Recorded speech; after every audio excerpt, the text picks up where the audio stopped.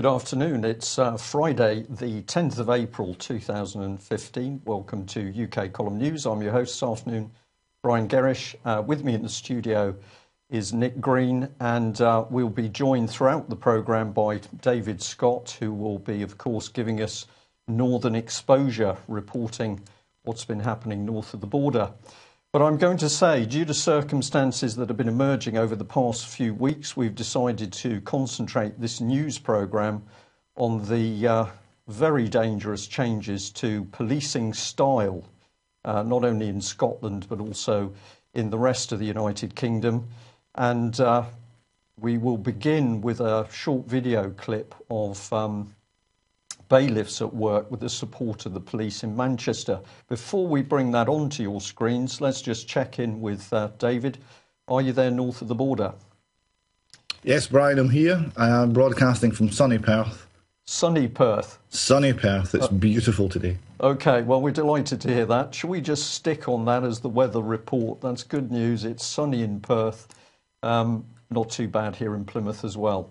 OK, let's have a look at that video clip, which I think will shock many people.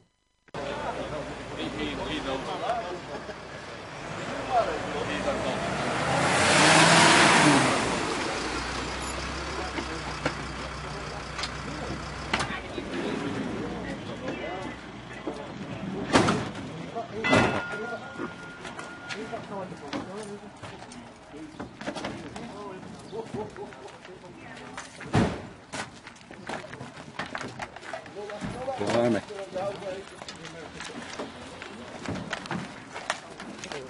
Britain, 21st century. Right.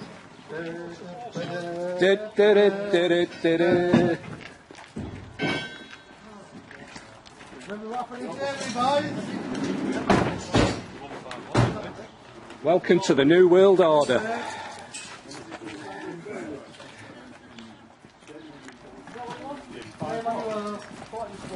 I'll list for an eviction. We become bailiff's assistants. Here on the Connell Avenue Mosque in Manchester. Terrible. What happens to their kids? You know? All right, 5 years you'll be working for G4S. See how much you're getting paid then? Yeah. There'll be no pension. Hey? What happens to your kids as well when they're older? You know? Selling out your own people. Yeah, sure. Yeah, when your parents are not around. Selling out your own people. Terrible. All this for one man in Manchester. Look at the state of it. Yeah. You wonder why people don't like police. It's all right. The time's coming. It'll be your turn one day, lads. Shame on you. They're making plans to get rid of you now with all the layoffs and the cuts and everything. Yeah. Give us a It doesn't matter though. We'll still come and support you regardless. We're not the enemy. We're paying your wages. Selling your children down the river. Shame on you! Shame on you! Shame on you! Shame on you! Shame on you! Shame on you! Shame on you! Shame on you! Facilitating the corporations once again. Bailiff's assistants you become. Hey, to serve and protect. What happened to that? What happened to your oath? Don't know. We're working for bailiffs. What happened to your oath? You swore an oath. What are you doing? Told you. Fighting the people, protecting crime and corporations. Protecting paedophiles. That's all you're doing. What's the point in working in this country if this happens to you? Hey? You know what I mean? You know, what do people work for? You know? He hasn't got no parents, Ali, you know what I mean? You come and do all this to him. You might smile and all laugh at it, but at the end of the day, it might happen to your kids when when all using it. Right, when you're on half pay with no pension for G4S in 5 years' time, don't come running to us. Yeah. I don't think anybody in Britain today can fail to be shocked by that example of a brutish and thuggish action by, I believe that's Manchester police at work with, of course, the Tactical Support Unit. But what is interesting is we have here, of course, the police acting to enforce a civil debt. The sum, I understand, was £6,000. just look at the men, material, the way they're dressed, the slovenly behaviour, the aggressiveness. This is not a dictatorship forming. This is a dictatorship operating on Britain's streets. And of course, it's one of the areas that many, many people have been warning about over a number of years. So today, armed with that latest example of the brutality and the paramilitary style of Britain's police force, we're going to devote the rest of today's news to a look through what is actually happening with Britain's police. Before I just hand over to David Scott for his opinion on that event, let's just remind ourselves of what took place when some 700 people appeared on Britain's streets to support a gentleman called Tom Crawford, who was going to be evicted. I've got a photograph here. We'll just bring it up. Well, this is the picture from the Daily Mail article. Bailiffs trying to evict cancer-stricken father over mortgage dispute are forced to retreat after 500 strangers form human blockade around his bungalow. And I'll just inset there the report from the Nottingham Post, which gives a picture of Tom Crawford. But of course, there were two events around this particular eviction. What's the difference? The difference is that in the second case, at least, there were up to 700 peaceful neighbours and strangers from across the UK who came together to protect this gentleman. I have a sneaking suspicion that we saw this thuggish unit employed in the video film clip because the police are becoming very frightened that ordinary people in Britain are now starting to peacefully support each other. David, obviously events in Scotland are even worse because you now have a single police force with no separation of powers from the Scottish state. Had you actually seen that video clip before? No, that's a new one on me. It's very concerning. My knowledge of common law is not the greatest, but I thought that if you were dealing with a civil dispute over money, violence was not under any circumstances allowed. Well, this is correct, and of course, what the police should have been doing is simply being there to keep the peace. And what we're witnessing is, of course, the police acting simply as a thuggish army of the bailiffs. We've got the system turned on its head here in order to support the recovery of money. So I think this is a very, very dangerous, not only attack on civil liberties, but also the law itself. It's interesting you use the word armies. Police Scotland of course put 500 armed men into the field, and the danger with having a force like that is there's a great temptation to use it. There was a recent incident in Perth where one perhaps somewhat disturbed young man who was staying at a hostel, so it's someone who's not in a position that's maybe less than ideal. He was obviously a bit agitated, and he was shouting out of a window of this hostel and throwing some of his furniture out of the window. A situation that I'm sure in years gone past, 2 or 3 policemen from the local station would have been able to deal with. What we had was the riot squad, riot shields, and we had the armed response vehicle was summoned. Because the armed response vehicle is only summoned if there's a threat to life incident. But of course, threat to life is a term which is interpreted by the police themselves. So throwing furniture and shouting and being agitated can be interpreted as being a threat to life, because all you need is a little bit of imagination to go from that to some sort of genuine threat. And with that little bit of imagination, you can summon the armed response vehicle and have armed police on the scene as well. So we had really quite a similar situation in Perth, where something that would have been handled much more simply, and unlike that, was actually criminal, albeit only just, activity. But the police, rather than dealing with it in a quiet way, dealt with it with huge numbers, a lot of expense, a lot of kit, and this being Scotland, the presence of guns on the scene. Well, of course, the armed police are now creeping into the picture here in in England, and I was told a couple of days ago that Devon and Cornwall police are now putting armed police patrols on the A38 M5. And can I just ask you, I've heard a rumour that Sir Stephen House, in a talk or a comment made at a public meeting, was talking about subduing people by putting 7 bullets in their heads. I think this is the Panorama interview that was done in the wake of the killing of John Charles de Menez on the London Underground. And the question was regarding whether the Met Police, then under the direction of, amongst others, Sir Stephen House, he was the most directly responsible senior policeman for that incident. The question was whether the Met Police were operating a shoot-to-kill policy. And he stopped the interviewer and said, no, you misunderstand. We don't have a shoot-to-kill policy. The Met Police don't shoot to kill. They shoot to incapacitate. And the person doing the interview had the wherewithal to say, yes, by aiming at the head. And Sir Stephen House said, yes, by aiming at the head. So 7 bullets in the head is not an attempt to kill you, only to incapacitate you if you are Stephen House.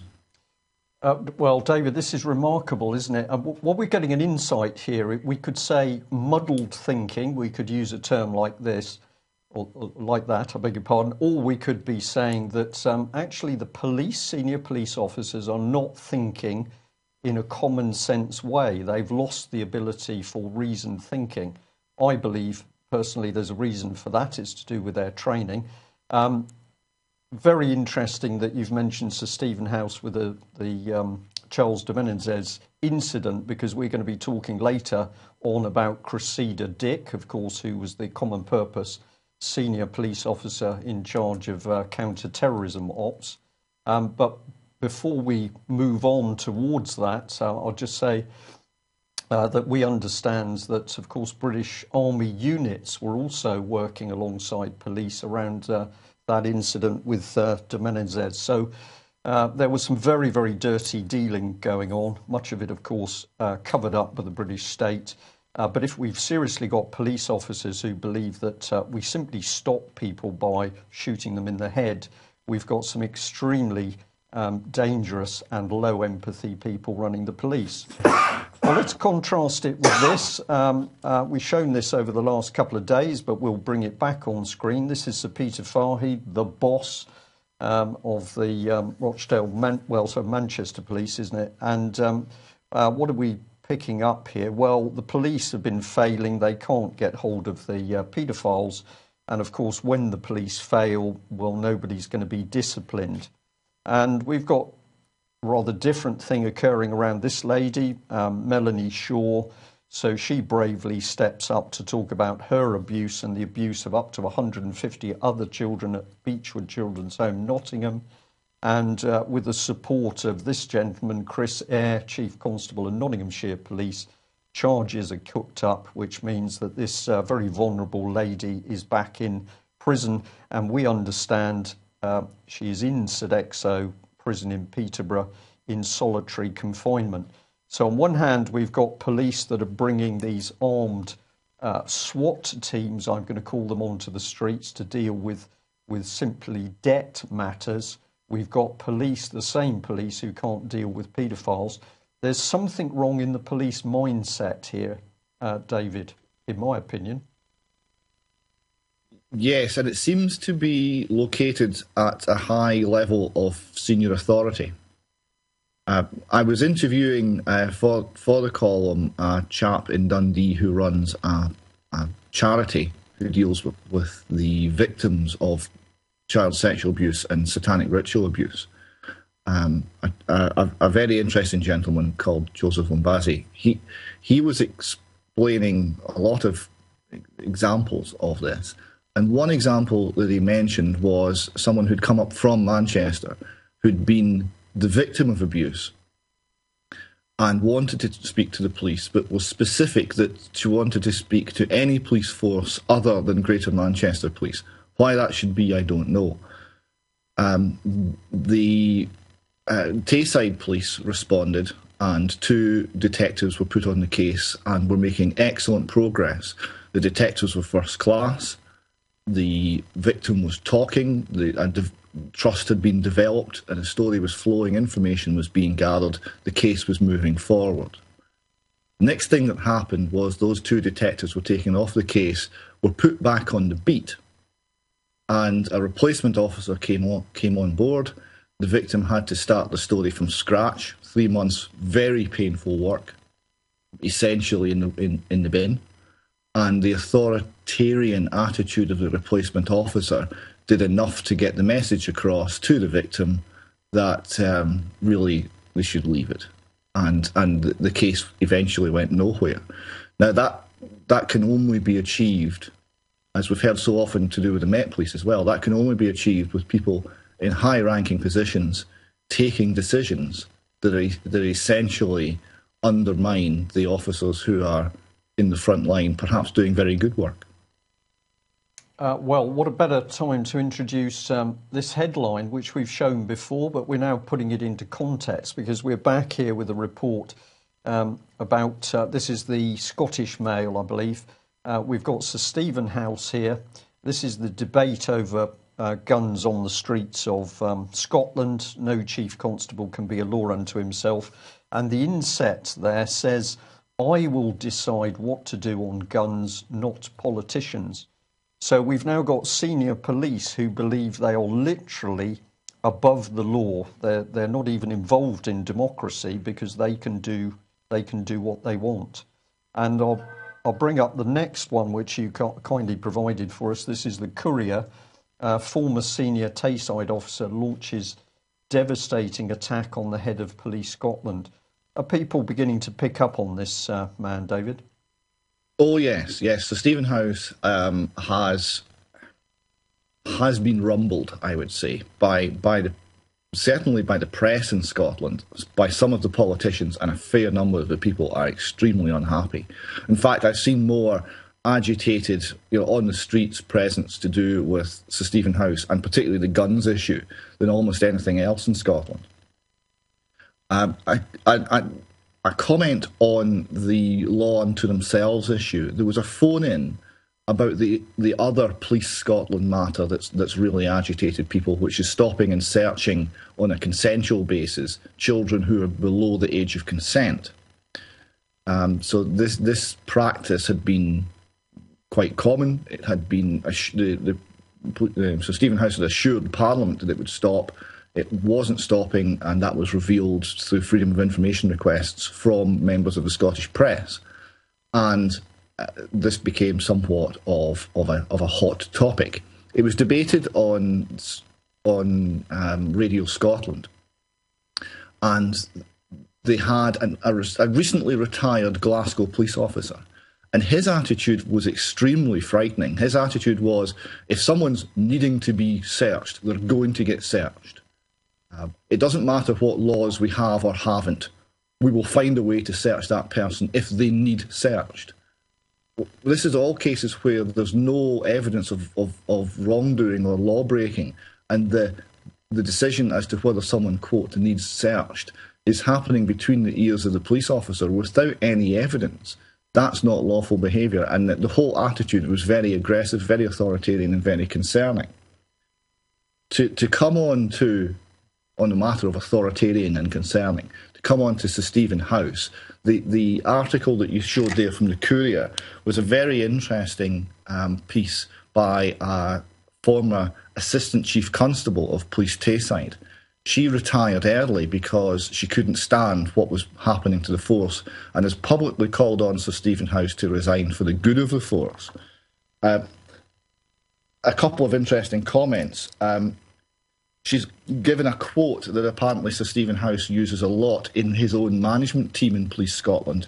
The quote is, "You're either on the bus or under it." So that doesn't exactly show there's a very collegiate management style or an ability to listen to the other point of view.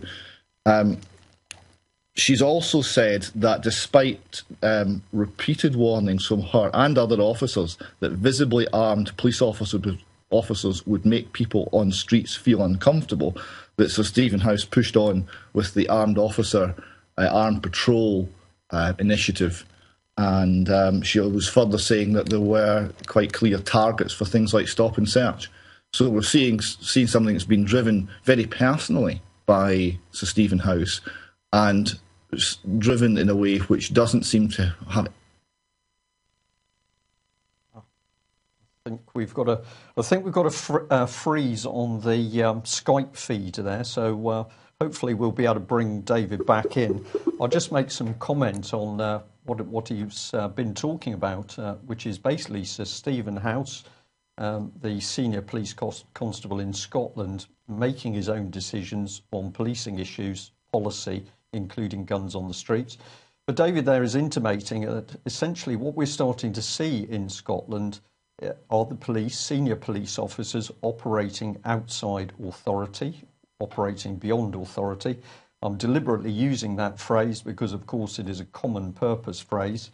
And the other thing he mentioned there was that Sir Stephen House was saying, well, police officers of the force were either on his bus and presumably following his personal agenda, or they were going to be under the bus. Now, this is a very interesting terminology because, of course, this is the exact language that you can read in the book Beyond Authority by political charity chief executive, the political charity Common Purpose chief executive, Julia Middleton, in which she is encouraging public officials and civil servants to lead beyond their authority. But in that same book, these phrases are used, that if somebody gets in your way, you should bulldozer them aside or run over them.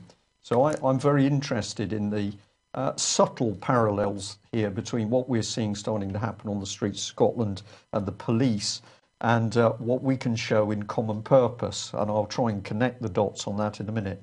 Now, with a bit of an eye on the time, we'll just bring on to this one, which is extraordinary. We're now using Lego to deal with serious issues of crime. What's this one about, David? Yes, this has not gone down tremendously well. This was the police using Facebook to get the message out on crime and avoiding crime, but they're using Lego figures and poetry. And some of the 40,000 people in the Edinburgh and Lothian. Okay. Obviously, we're going to have one of those area who have been one of those days at the end of the week. Should we try a reconnection? I'll carry on through. If you can hear me, David. I've seen. I don't know what the problem is today, but I think it's maybe because it's sunny. I don't think the internet in Scotland's used to sunshine. Okay, all right. Shall we try again? Yeah, see if you can take us into that one again. Then we've got a police Lego campaign to talk about law and order. Sounds sensible to me. Well, yes, we've got here. Police are using Lego figures in a campaign to warn people about the rising tide of housebreaking in Scotland. Officers from Police Scotland's Edinburgh Division, which has seen break-ins soar by nearly 40%, posted pictures of Lego models on their Facebook page as a move to raise awareness of crime. And they also included what's been described as poetry, but little rhymes and ditties to try and persuade people to put on a light when they go out or leave the radio on or something. It's not been well received. The people who are victims of crime in Edinburgh and Lothian would have expressed a preference for the police to be actually on the streets protecting people and not in their office playing with Lego and video. But there we go.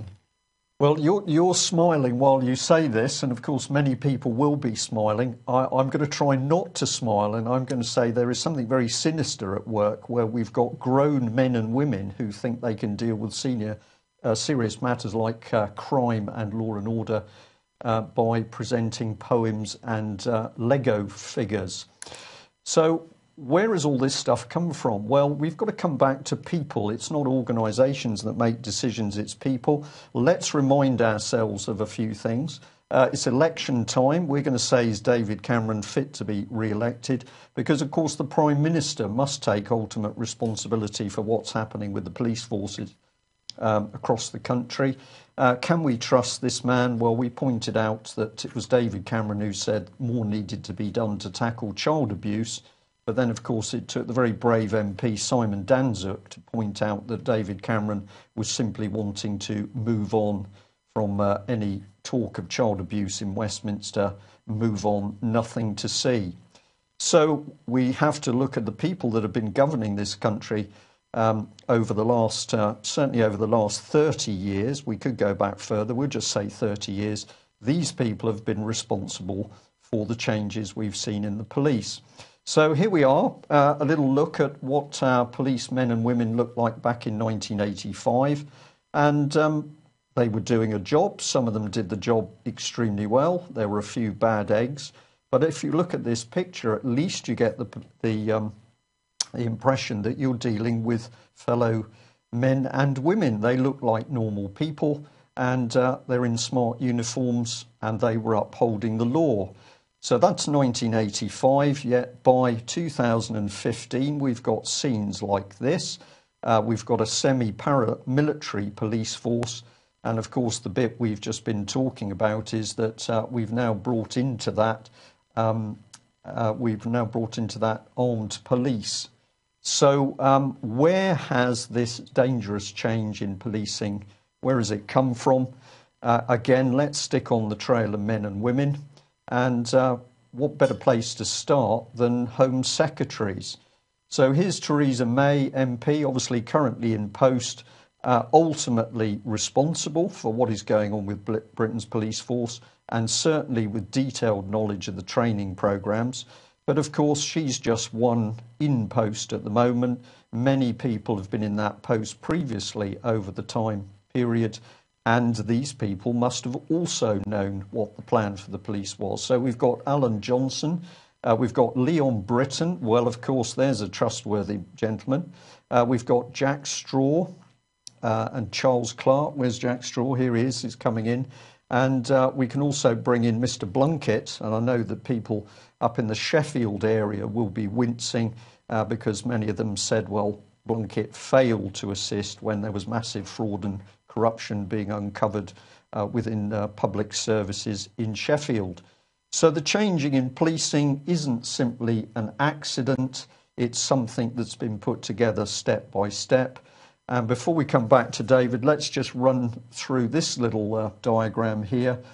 We've got the situation at the moment where we've had a private company, the Association of Chief Police Officers, somehow entrusted by the government with creating police policy. Well, we can see what they've done. They've taken a good police service and made it into a brutal paramilitary force.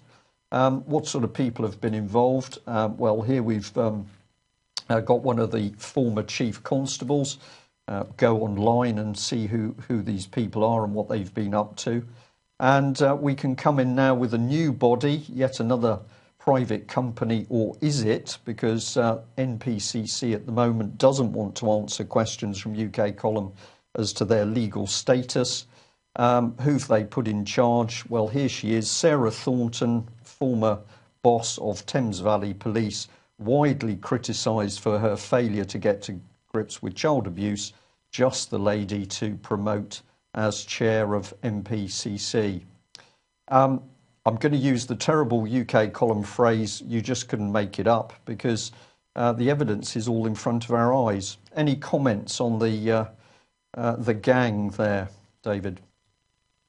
Well, it's a bit of a worrying group, and if you go back one or two previous Home Secretaries beyond that, it doesn't get any better. The decisions are being made by people who are allegedly accountable, but we don't really see much real accountability.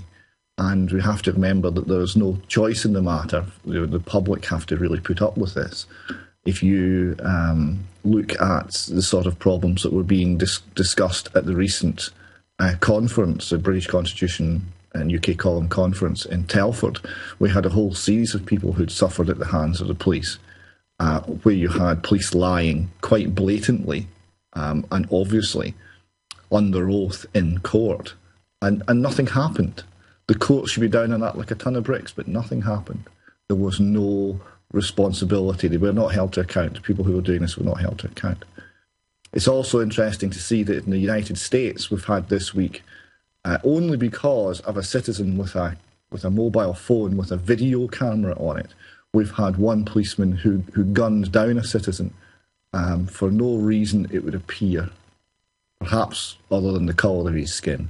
At a motor stop, he had a brake light out or something, and the man ended up, father of four, I seem to have heard, ended up dead. And there was a whole story concocted about what had happened, and the story was revealed to be a pack of lies by video. This was reported on the BBC in Scotland in quite an interesting way. It was put forward that there's obviously a problem in America, and the problem is the American Constitution and the American love of guns, and the fact that this is enshrined in the Constitution being somehow responsible for this man's death, which seems odd when you consider the American Constitution, for all its flaws, has the bit about carrying arms in there in order that citizens can prevent a government becoming tyrannical. And the situation that they were discussing was a government becoming tyrannical. So it seems a bit unreasonable to blame it on the American Constitution, more reasonable to blame it on failure to adhere to their Constitution. Well, David, totally agree with that. I've seen the film clip, and of course that American police officer simply shoots the black man in the back. Obviously, American police are not being taught to subdue people by shooting them in the head, but just utterly cold, callous, I'm going to use this phrase, low empathy people. Are they recruited in that state, or are they actually trained? Well, let's get into police training. I'm just going to put this rather complex picture up. Because of time, I can't run through it in a simple way, but anybody who wants to freeze the video later can obviously look at the detail. What we've done there is produced a little flow diagram showing how the police have had their oath changed from an oath to Queen and Country to an EU-compliant declaration. And then step by step, a number of things have been put in place in order to take police from being the men and women who were largely highly respected in Britain to turn them into the central picture there, which is thuggish, brutal behaviour. And we must mention, of course, Britain's judiciary, because they've sat idly by whilst these very dangerous changes have been made to policing. And as you've said, in many cases, the courts have absolutely backed up the police, even when they've been lying, committing perjury, etc. I better add at this stage, as always, we know that there are many very good policemen and women out there doing their job. We hope that you will also be watching this video to understand some of the changes happening in your police force around you, and we know many policemen and women simply do not understand the changes they're witnessing. Well, let's have a look at how some of this has been brought in. What better place to start than the College of Policing? Here we are. You can visit this website, have a look at the documents yourself. This is the lady we're interested in, Professor Shirley Pearce, independent chair of the College of Policing. Now, what sort of person would you want to fulfill that role? Well, in 2015, what you need is somebody who is trained as a clinical psychologist, just the person to understand how to run policing on Britain's streets. Is she analysing, while we've now got these low empathy people developing their own police policy, is she analysing, or is she the cause of the change in policy? Well, let's go on through. Here's the College of Policing. What else does it say? Well, we're bringing this bit here, and we'll blow it up for you. The programme challenges leaders to step outside their comfort zone, try different approaches and reinvigorate their creative thinking. Participants can expect to return to the workforce with renewed energy and an insight into how they can enable their organisation to thrive and work successfully with partners. So nothing about preventing crime. This is all about playing around with the mindsets of senior police officers in order to create a new agenda. Excuse me. Well, of course, what better organisation to help this than the political charity Common Purpose? And here is a list of just a few officers in Greater Manchester Police alone who have been trained by the political charity Common Purpose, the very same charity that encourages people to lead outside their authority. And of course, as I've just said, or said earlier, that it's the same charity that says if people don't do what they're told, to run over them. Well, the moment Common Purpose has been involved in the police, we can expect the police to start lying. This was an early letter to Devon and Cornwall Police asking for details about the financial expenditure on Common Purpose. The reply was very interesting. We'll blow this up on screen because they basically said this is to inform you that they cannot identify any specific records or documents to do with expenditure on Common Purpose. Well, that was remarkable because, of course, at the time, the UK column could easily name some of the people who'd been trained by Common Purpose, and it included the Chief Constable herself at that time, Maria Wallace. There was a Detective Chief Inspector, Ian Grafton, and other members of staff. So once Devon and Cornwall Police Freedom of Information team had that information, what a surprise, they suddenly came up with a figure. Let's have a look at how much it was. Well, here it is. It was a mere £57,000 spent on Common Purpose training. But it gets better because when we asked for more detail, that caused a problem. Should be able to highlight this down the bottom, hopefully, because they said we're currently seeking the views of Common Purpose on disclosure of the information we hold. So a police force had to consult a political charity in order to release information concerning the expenditure of public money. Something we've highlighted this week is that British Transport Police have now been brought into partnership with other police forces in UK.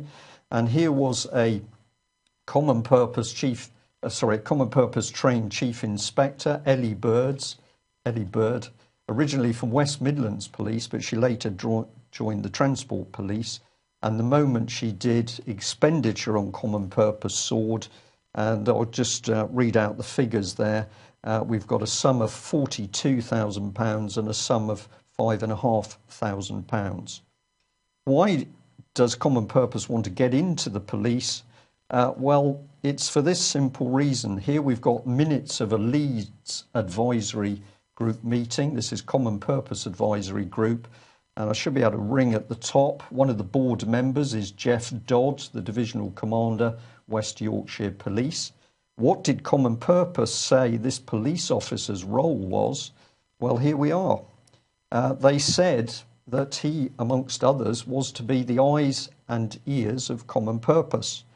So a political charity with roots in the Marxist organisation Demos is now at work controlling what police do.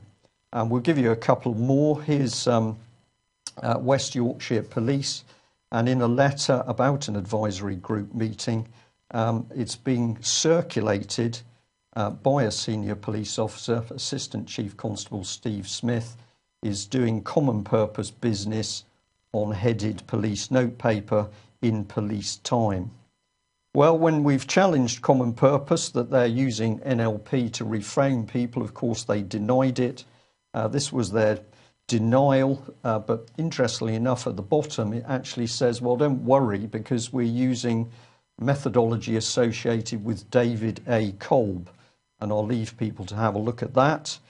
And to ram it home, before I pass back to you, David, what have we got here? Well, we've got Maria Wallace herself, the former Chief Constable for Devon and Cornwall Police, and this is what she said about a Common Purpose training course: intensive and fascinating insight into decision making at the top level. 2020 has helped me to understand the mechanics of policy making in the UK and Europe and how to influence it. So suddenly the lady responsible for policing pretty rural area of Devon and Cornwall now believes that part of her role is to influence European policy. Could we make it any easier? What's your view? Yes. The move towards a single police force in Scotland's not helped the cause, because it's all about central control. If you're going to change how people think, you require this central control, and having a multitude of different forces means that different ideas can still flourish, that people can point at a neighbouring area, even if they're under a fairly authoritarian police force themselves. They can point at a neighbouring area and say, look, it's not necessary, there is another way. In Scotland now we've got one force. There's now a move by the nationalist government to remove British Transport Police from operation in Scotland and make that part of Police Scotland. Currently, British Transport policemen take 2 oaths. They take an oath which applies in Scotland and one which applies in England and Wales, so that they can operate in the whole of the UK. Well, that will be done away with, and all of that will be brought under the control of Sir Stephen House. We still have a separate police force for nuclear facilities, and I think there's some other specialist force as well, but British Transport Police looks set to go. Right, David, thank you. Sorry to cut in slightly. We've only got a few seconds remaining. I just wanted to bring this lady on screen. Here she is. This is Cressida Dick, former head of counter-terrorism and, of course, common purpose guru, very, very big in common purpose. We say, was she accountable to the police or common purpose? Well, what's happened to her? Well, she's now moved on into a top job in the Foreign Office. Nobody knows what that job is. So the lady who, as the Mail article said, bungled the operation that led to the death of innocent Brazilian Jean-Charles de Menezes, she has now been promoted into the Foreign Office for some sort of secretive job. I'm afraid we've got to leave it there.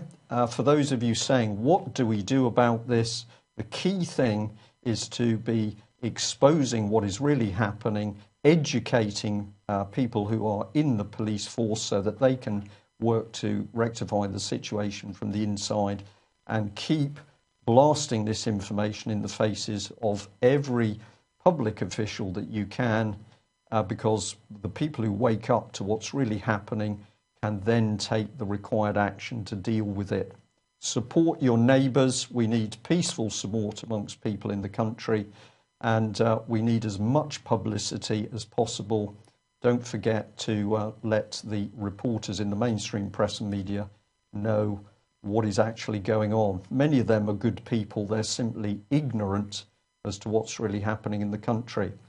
To leave you on a light-hearted note for the weekend, I'm going to say thank you very much to our new viewer from Peru. A very wonderful email this morning with lots of really good information, which we'll bring up in due course. Peru, of course, home to Paddington Bear. So no doubt the UK Column Live is beginning to spread worldwide. On that note, David, thanks very much for joining us. Thank you for the rest of our viewers, listeners and supporters. Thank you. I'm off to buy some Lego. Okay, you buy your Lego. And we will be back on Monday at 1 o'clock. Thank you. Bye-bye.